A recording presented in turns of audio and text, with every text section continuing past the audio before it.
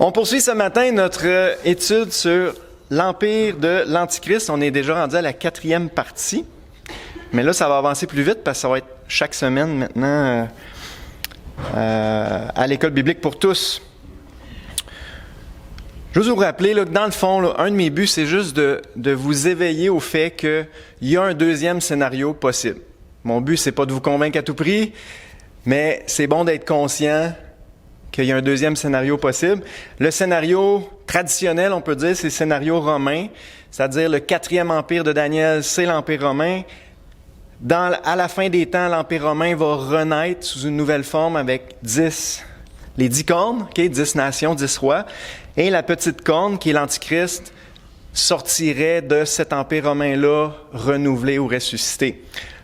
Le deuxième scénario que je défends et que je vous présente, c'est que le 4e empire ne serait pas l'Empire romain, mais le califat islamique, l'Empire islamique qui a dominé tout le Moyen-Orient pendant 13 siècles. Si c'est le cas, il faut s'attendre à un retour d'un empire islamique ou d'un État islamique. Il y a déjà eu une tentative, 10-15 ans, avec une coalition de 10 nations, et l'Antichrist sortirait de ce nouvel empire-là. Donc, la petite corne, l'Antichrist, serait un Antichrist islamique. Alors, voilà. Maintenant, on a déjà vu plein de choses. Ce matin, on va regarder 2 chapitres principalement. Ceux qui aiment mieux suivre dans vos Bibles en papier, là, je vous invite à tourner dans Daniel 8, puis on va regarder aussi Daniel 11.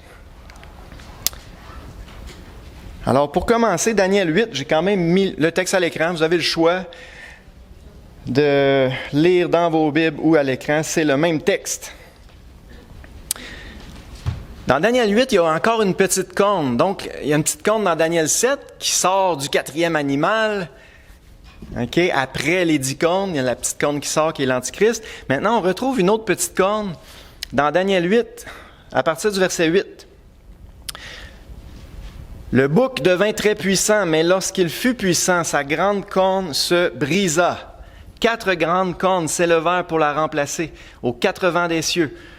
De l'une d'elles sortit une petite corne. Donc, de une des 4 cornes sort une petite corne qui s'agrandit beaucoup vers le midi, vers l'Orient et vers le plus beau des pays. Ça, c'est Israël, ceux qui ne savent pas. Elle s'éleva jusqu'à l'armée des cieux, la petite corne. Elle fit tomber à terre une partie de cette armée et des étoiles, et elle les foula. Elle s'éleva jusqu'au chef de l'armée. Ça parle de Dieu en passant. Okay, le chef de l'armée des cieux, c'est le Dieu très haut. Elle s'éleva jusqu'au chef de l'armée, lui enleva le sacrifice perpétuel et renversa le lieu de son sanctuaire. Phrase très importante. L'armée fut livrée avec le sacrifice perpétuel à cause du péché. La corne jeta la vérité par terre et réussit dans ses entreprises. Super intéressant. Ça fit avec tout ce qu'on a déjà vu concernant l'Antichrist. Cette petite corne-là correspond très bien à la description. On voit entre autres qu'elle va faire cesser le sacrifice perpétuel, les sacrifices qui vont reprendre dans le temps. Puis elle va renverser le sanctuaire. Le chef la dernière fois, on a vu Daniel 9, 26, le chef d'un peuple qui viendra détruira la ville et le sanctuaire. Il fera cesser le sacrifice et l'offrande au milieu de la semaine. Donc, c'est des informations qui se rajoutent à ce qu'on a déjà vu et qui fit. Donc, clairement, ça nous décrit cette petite corne-là parle encore de l'Antichrist. OK? Puis on voit qu'elle va réussir dans ses entreprises. Ça revient souvent aussi dans Daniel. Dieu va permettre qu'elle réussisse. Un peu plus loin dans Daniel 8, verset 21, on a l'interprétation de la vision. Donc on a encore plus d'informations qui nous est donnée. Daniel 8, 21, le bouc, c'est le roi de Javan. Javan, c'est quoi? La Grèce. Ceux qui ne savent pas, Javan, c'est la Grèce. Il n'y a aucun doute là-dessus. Donc, il nous le dit là, que le bouc représente l'Empire grec. La grande corne entre ses yeux, c'est le premier roi. C'est qui le premier roi de l'Empire grec? Alexandre le Grand. Si vous vous rappelez de vos cours d'histoire, là, quand vous étiez jeune, Alexandre le Grand, c'est le premier roi de l'Empire grec. Les 4 cornes qui se sont élevées pour remplacer cette corne brisée Ce sont 4 royaumes qui s'élèveront de cette nation, mais qui n'auront pas autant de force. On va en reparler dans quelques instants, mais suite à la mort d'Alexandre le Grand, quelques années après, l'Empire a été divisé en 4, divisé entre ces 4 généraux. Alors, clairement, ça s'est accompli dans l'histoire. L'Empire grec a été divisé en 4 empires entre ces 4 généraux. À la fin de leur domination, lorsque les pécheurs seront consumés, il s'élèvera un roi impudent et artificieux. Et là, on va continuer plus tard le texte, mais on parle de la petite corne. Donc, on a vraiment une prophétie extraordinaire qui nous annonce tout ce qui va se passer avec l'Empire grec. Et là, je vous ai mis une carte. Ça, c'est la partition de l'Empire grec en 301 avant Jésus, donc à peu près 22 ans après la mort d'Alexandre le Grand. Il y a eu différentes luttes de pouvoir et ça a été divisé en 4. Les 2 principaux, c'est le royaume de Séleucos, qui était un des généraux d'Alexandre le Grand. On appelle ça le royaume séleucide. Et le royaume des Ptolémées. Okay? On va en reparler ce matin de ça, mais voyez-vous, Israël est là, pris en sandwich entre les deux. Puis justement, au fil du temps, le territoire d'Israël passait sous la domination des Ptolémées pendant un bout de temps. Après ça, les Séleucides un bout de temps. Puis il y avait très souvent une guerre entre, on va en reparler, le roi du Nord, les Séleucides, et le roi du Sud, Ptolémée. Israël était entre les deux. Alors, ça, c'est les 4 cornes qui sortent du bouc, les 4 empires qui proviennent de l'Empire grec. Puis là, la petite corne, on sait c'est qui.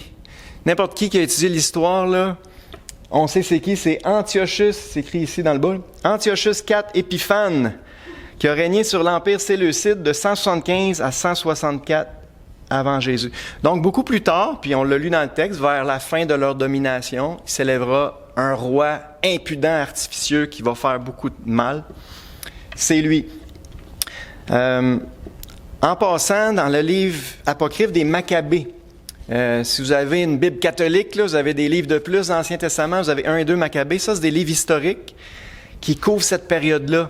Puis ça parle beaucoup d'Antiochus Épiphane, qu'est-ce qu'il a fait, puis comment les Maccabées se sont battus contre lui, organisé une révolte.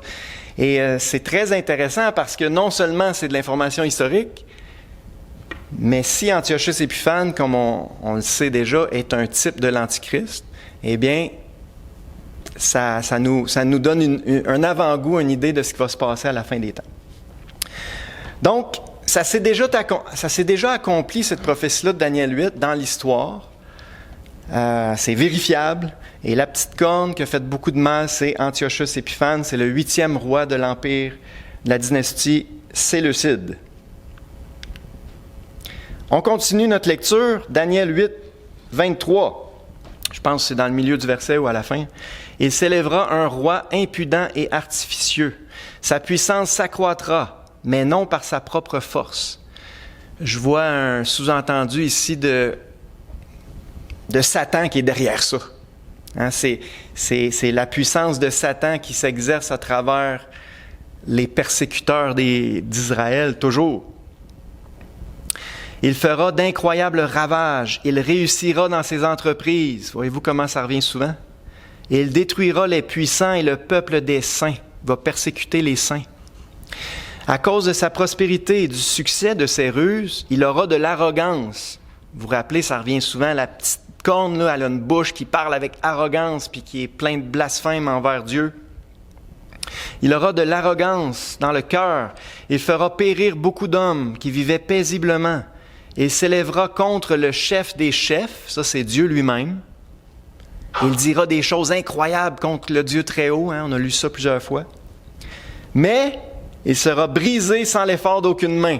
Ça nous fait penser à Daniel 2, la pierre qui tombe sur les pieds de la statue sans le secours d'aucune main, le retour de Jésus qui va détruire l'Antichrist et son empire à son retour. Donc, c'est clair qu'on a une description ici, premièrement, d'Antiochus Épiphane, parce que c'est ce qu'il a fait. Okay? Si vous lisez les livres d'histoire puis le livre des Maccabées, vous allez voir, c'est ça qu'il a fait, Antiochus Épiphane, mais on sait que ça pointe vers un autre homme qu'on appelle communément l'Antichrist. Je vous mets une citation ici de Joel Richardson, dont je vous ai déjà parlé plusieurs fois, là. Antiochus IV Épiphane est incontestablement l'un des plus grands précurseurs ou types de l'Antichrist de toute la Bible. Les prophéties à propos d'Antiochus Épiphane sont donc à la fois historiques et à venir. Comme très souvent, les prophéties bibliques, il faut savoir ça. Il y a plusieurs accomplissements. Il y a un accomplissement proche et souvent il y a un accomplissement ultime à la fin des temps. C'est très souvent le cas dans la prophétie. Les agissements d'Antiochus seront en quelque sorte reproduits par l'Antichrist dans les derniers jours. Ce point de vue est partagé par un large éventail d'érudits et de commentateurs. Ça, c'est à peu près unanime, OK? Peu importe qu'on soit pour le scénario romain ou le scénario islamique, tout le monde qui étudie la prophétie sait qu'Antiochus Épiphane, c'est un type de l'Antichrist, puis que ça pointe vers lui. Maintenant, la question que je vous pose, Antiochus Épiphane, la petite corne de Daniel 8, préfigure-t-il mieux un antichrist romain ou un antichrist islamique? C'est ça, dans le fond, la question. Vous connaissez déjà mon point de vue, mais c'est une bonne question. On sait que c'est un type de l'antichrist, c'est un des plus clairs, un des plus évidents. Qu'est-ce qui préfigure le mieux un antichrist romain ou islamique? Juste nous rappeler qu'Antiochus Épiphane a régné sur l'Empire séleucide de 175 à 164 avant Jésus. Je vous ai mis une carte de l'Empire séleucide. Grosso modo, c'est le même territoire qu'on voit depuis le début. C'est l'Empire babylonien qui a passé entre les mains des Mèdes et des Perses, après ça qui a été passé aux mains des Grecs. Et même quand l'Empire grec s'est divisé, c'est l'Empire séleucide qui a pris le plus gros morceau de l'Empire grec, puis la Babylonie. Babylone est à peu près ici. Donc, c'était ça l'Empire d'Antiochus Épiphane. De nombreux érudits ont encore du mal à associer la petite corne de Daniel 8 à celle de Daniel 7. Beaucoup vont dire, mais c'est pas la même personne, la corne de Daniel 7 et la corne de Daniel 8. Pourquoi? Cette difficulté vient d'une supposition erronée, à savoir que la petite corne de Daniel 7 sort de l'Empire romain, alors que la petite corne de Daniel 8 émerge clairement du Moyen-Orient, de l'Empire séleucide. Vous voyez? Donc, c'est ça qui cause un problème dans beaucoup d'étudiants de la Bible. Mais là, ça ne peut pas être la même personne. Un sort de l'Empire romain, l'autre sort de l'Empire séleucide. Le problème est complètement résolu si l'on reconnaît que Daniel 2 et Daniel 7 ne pointent pas en direction de l'Empire romain, mais plutôt en direction du califat islamique. Ça, c'est la théorie que je vous ai proposée, le scénario islamique. La région du califat est la même que celle de l'Empire séleucide d'Antiochus Épiphane. Ainsi, toutes les visions de Daniel sont cohérentes. Si on met de côté l'Empire romain, puis on dit que le 4e Empire, c'était l'Empire islamique, là, on parle toujours du même territoire. C'est toujours le territoire, finalement, qui entoure Israël et qui inclut la Babylonie, qui est le cœur de cette prophétie-là qui a été donnée à Nebuchadnezzar. Alors voilà, il y a un double but. L'étude de Daniel 8 nous donne plus de détails sur l'Antichrist, ce qu'il va faire à travers l'exemple historique d'Antiochus Épiphane. Puis, ça nous aide aussi à évaluer les deux scénarios, lequel qui est le plus plausible. On passe maintenant à Daniel 11. Daniel 11 est à mettre en parallèle avec Daniel 8. Ces passages s'accordent presque parfaitement. Il y a énormément de points communs entre Daniel 8 et Daniel 11, donc c'est bon de les comparer. Et ça, c'est la meilleure chose à faire quand on étudie la Bible en passant. N'importe quel sujet, comparer écriture avec écriture. La Bible, c'est comme plein de morceaux de casse-tête éparpillés. Puis là, il faut rassembler les textes ensemble qui parlent d'un même sujet pour avoir une vision globale de la révélation. Les versets 21 à 35 de Daniel 11 décrivent la carrière d'Antiochus Épiphane encore. C'est évident pour ceux qui connaissent l'histoire, là. On a une prophétie qui annonce Antiochus Épiphane. La petite corne de Daniel 8, le 8e roi de l'Empire séleucide. Là, je vais juste vous mettre quelques versets clés. Daniel 11, verset 21. Un homme méprisé prendra sa place sans être vêtu de la dignité royale. Il paraîtra au milieu de la paix et s'emparera du royaume par l'intrigue. Ça nous décrit la prise de pouvoir d'Antiochus Épiphane. Mais personnellement, on ne peut pas être sûr, mais je crois aussi que ça pointe vers l'Antichrist. Moi, je m'attends que ça va s'accomplir aussi pour l'Antichrist. Il va paraître au milieu de la paix. On sait qu'il va faire une solide alliance avec plusieurs pour une semaine. On prend pour acquis que c'est une alliance de paix, une espèce d'alliance de sécurité. Puis, si ça s'applique à l'Antichrist, on voit qu'il va s'emparer de ça par l'intrigue. La petite corne, elle sort après. Puis on va en reparler. Elle fait tomber 3 cornes. Fait que c'est intéressant.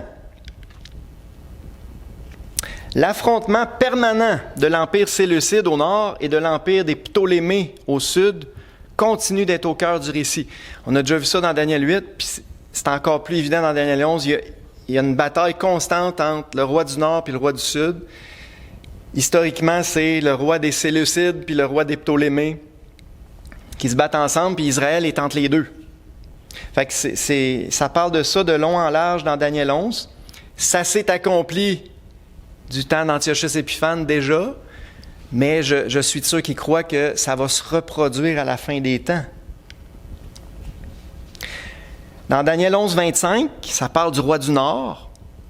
À la tête d'une grande armée, il emploiera sa force et son ardeur contre le roi du Midi ou le roi du Sud. Et le roi du Midi s'engagera dans la guerre avec une armée nombreuse et très puissante, mais il ne résistera pas. Donc, guerre entre le roi du Nord et le roi du Sud, puis c'est le roi du Nord qui a le dessus. Le verset 31 annonce la profanation du temple par Antiochus IV Épiphane en 167. Quand je vous ai dit que c'est un type de l'Antichrist, ça, c'est un événement clé. Antiochus a profané le temple. Et regardez ce qu'on s'était prophétisé par Daniel. Daniel 11, 31. Des troupes se présenteront sur son ordre. On parle toujours du roi du Nord. Elles profaneront le sanctuaire, la forteresse. Elles feront cesser le sacrifice perpétuel et dresseront l'abomination du dévastateur. Ça, c'est un thème important dans Daniel. Hein? On sait que l'Antichrist va faire ça à la fin des temps, mais c'est bon que vous sachiez qu'Antiochus Épiphane a déjà fait ça dans l'histoire. C'est en 167 avant Jésus. Il a persécuté à mort le peuple juif, il a fait cesser les sacrifices dans le temple, il a même élevé une statue de Zeus, parce que c'est un grec, OK? Il a fait élever une statue de Zeus dans le temple. C'est ça l'abomination. Quand on dit dresser l'abomination du dévastateur dans le sanctuaire, c'est ça. Il a sacrifié des porcs sur l'autel du temple à Jérusalem. Donc, quand je vous dis que c'est évident qu'Antiochus c'est un type de l'Antichrist, là, ça c'est un point important. C'était annoncé au verset 31. Les spécialistes sont unanimes. Les versets 35 et 36 marquent la transition entre Antiochus et l'Antichrist des derniers jours. Quand on arrive à la fin du chapitre 11, là, on voit des choses encore plus grandes ou plus graves que Antiochus Épiphane n'a pas faites dans l'histoire. Et ça, on voit ça souvent dans la prophétie. Donc, il y a eu un accomplissement partiel dans le passé, mais le punch final, il est réservé pour l'Antichrist à la fin des temps. Puis, à partir du verset 36, là, c'est clair qu'on est dans le futur. Et je vous ai mis le verset 36. Le roi fera ce qu'il voudra. Il s'élèvera, il se glorifiera au-dessus de tous les dieux. Il dira des choses incroyables contre le Dieu des dieux. Il prospérera jusqu'à ce que la colère soit consommée, car ce qui est arrêté s'accomplira. Ça fit parfaitement avec tout ce qu'on a vu sur l'Antichrist dans Daniel 2, Daniel 7, Apocalypse 13, Apocalypse 17. C'est une description de l'Antichrist. Donc, on voit qu'il y a un accomplissement partiel à travers Antiochus, mais celui qu'il annonce va faire encore pire à la fin des temps. Le roi du Nord de Daniel 11, 36 à 45 correspond clairement à la petite corne de Daniel 7 et à la petite corne de Daniel 8. Tous les trois représentent l'Antichrist. Ça, c'est un point important à retenir. Ça parle tout de la même personne. La petite corne de Daniel 7, la petite corne de Daniel 8 et le roi du Nord de Daniel 11 nous parlent tous, en partie d'Antiochus Épiphanes, mais ultimement de l'Antichrist. Alors, c'est des passages à étudier ensemble. Puis là, je vous ai mis la fin de Daniel 11 qui décrit vraiment ce que l'Antichrist va faire. C'est très intéressant. Là, on fait juste un survol à matin, là, mais on va le lire. Daniel 11, 40. Au temps de la fin, ça c'est une expression qui pointe vers la fin des temps. Hein? Au temps de la fin, le roi du Midi se heurtera contre lui, le roi du Nord. Et le roi du Septentrion fondra sur lui comme une tempête, avec des chars et des cavaliers, avec de nombreux navires. Il s'avancera dans les terres, se répandra comme un torrent et débordera. On a parlé de ça la dernière fois, comme une inondation. Il va comme inonder le pays d'Israël avec son armée. Il entrera dans le plus beau des pays, Israël, et plusieurs succomberont. Mais Édom, Moab et les principaux des enfants d'Ammon seront délivrés de sa main. Ça, aujourd'hui, c'est la Jordanie. On voit que la Jordanie va être épargnée. Il étendra sa main sur divers pays et le pays d'Égypte n'échappera point. Ça, c'est le roi du Sud. Rappelez-vous, les Ptolémées, dans toute cette saga-là, les Ptolémées, c'était le roi d'Égypte. Alors, on voit que ça va se reproduire à la fin des temps. Le pays d'Égypte n'échappera pas. On parle toujours du roi du Nord. Il se rendra maître des trésors d'or et d'argent et de toutes les choses précieuses de l'Égypte. Les Libyens et les Éthiopiens seront à sa suite. Je vais faire une petite pause ici. On a lu déjà dans Daniel 7 que la petite corne, quand elle prend le contrôle, elle fait tomber 3 cornes. Personnellement, puis je ne suis pas tout seul, beaucoup croient ça, que les 3 cornes sont décrits ici. C'est l'Égypte, la Libye et Couche, qui est appelé ici les Éthiopiens, mais Couche, c'est plus le Soudan. C'est ça, c'est le Soudan. Fait que, quand l'Antichrist, si je le comprends bien, okay, quand l'Antichrist va prendre le contrôle, il va fondre vers le sud, passer à travers le pays d'Israël, puis il va prendre le contrôle de l'Égypte, de la Libye, puis du Soudan. C'est ça les 3 cornes qui tombent devant lui. En tout cas, c'est une interprétation possible. On continue. Des nouvelles de l'Orient et du Septentrion viendront l'effrayer. C'est sûr que de nos jours, ça serait probablement la Chine et la Russie, les principales puissances du Nord et de l'Est, mais on ne peut pas être certain. Des nouvelles de l'Orient et du Septentrion viendront l'effrayer. Et il partira avec une grande fureur pour détruire et exterminer des multitudes. Il dressera les tentes de son palais entre les mers, vers la glorieuse et sainte montagne. Un verset très intéressant. Il y a 2 interprétations possibles. Soit ça parle de Jérusalem, surtout à cause vers la glorieuse et sainte montagne. Soit ça parle de la Babylone de la fin des temps. Ça, on va en reparler plus tard, mais Babylone, moi je penche plus vers ça. Babylone semble être vraiment la ville de l'Antichrist que Dieu va juger. Dans Apocalypse 17 et 18, ça parle longuement de ça. Mais bon, il va s'installer soit à Jérusalem ou à Babylone, la Babylone de la fin des temps. Puis il arrivera à la fin sans que personne lui soit venu en aide. C'est Satan lui-même qui va lui donner du succès. En ce temps-là, puis là on arrive au chapitre 12, verset 1, mais c'est la continuité de la prophétie. Là. En ce temps-là se lèvera Michaël, le grand chef, le défenseur des enfants de ton peuple, et ce sera une époque de détresse telle qu'il n'y en a point eu de semblable depuis que les nations existent jusqu'à cette époque. L'époque de détresse pour Jacob, on sait que c'est la grande tribulation. Donc, ce qu'on vient de lire, c'est ce qui va accoucher de la grande tribulation ou l'époque de détresse de Jacob On sait que le contexte de ça, c'est la fin des temps. Fait que beaucoup d'informations sur ce que l'Antichrist va faire à la fin des temps, ici. Mais, je le répète, dans la prophétie, ça c'est juste la fin d'une longue prophétie qui nous a beaucoup parlé d'Antiochus Épiphane.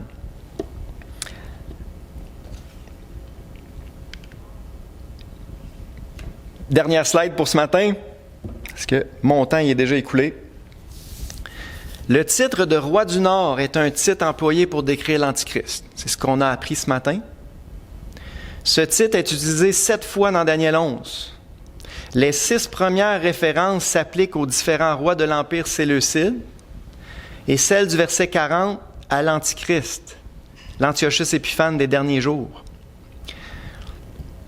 Donc, voyez-vous, le même titre est donné au roi séleucide, à Antiochus Épiphane et à l'Antichrist des derniers jours.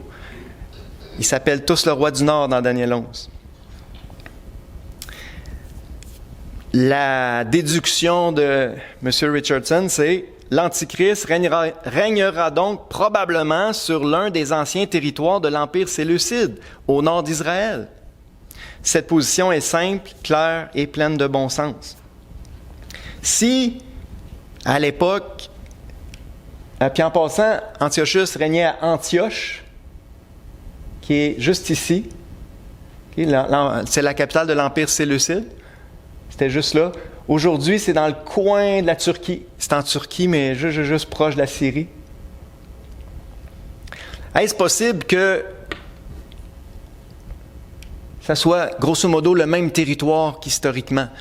C'est ça la suggestion que je vous fais, c'est que le roi du Nord, c'est pas la Russie, c'est pas l'Europe, ça serait vraiment... Qu'est-ce qu'il y a au nord d'Israël? Ben, il y a la Syrie, le Liban, la Syrie, puis la Turquie. Et moi, je penche fortement vers la Turquie. Je vais vous en reparler dans les prochaines semaines. Pourquoi? Mais déjà, à l'heure où on se parle, la Turquie est l'armée la plus puissante du Moyen-Orient.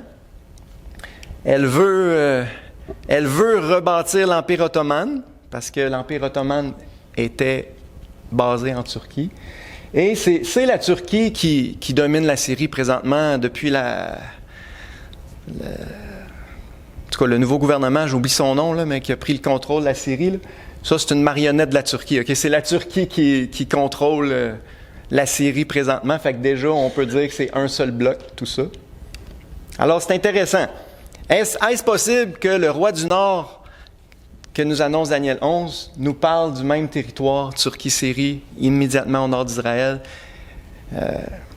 Peut-être bien. Puis je termine avec ça. De nombreuses autres prophéties bibliques annoncent que l'invasion d'Israël à la fin des temps viendra du septentrion. Beaucoup de prophéties nous disent ça, que Israël va être envahi par le nord. Alors, je vous encourage à juste garder ça dans votre tête. C'est un endroit à surveiller. On va arrêter là pour ce matin. On va prendre un petit 2 minutes de questions, parce que mon temps est déjà écoulé. Un petit 2 minutes de questions.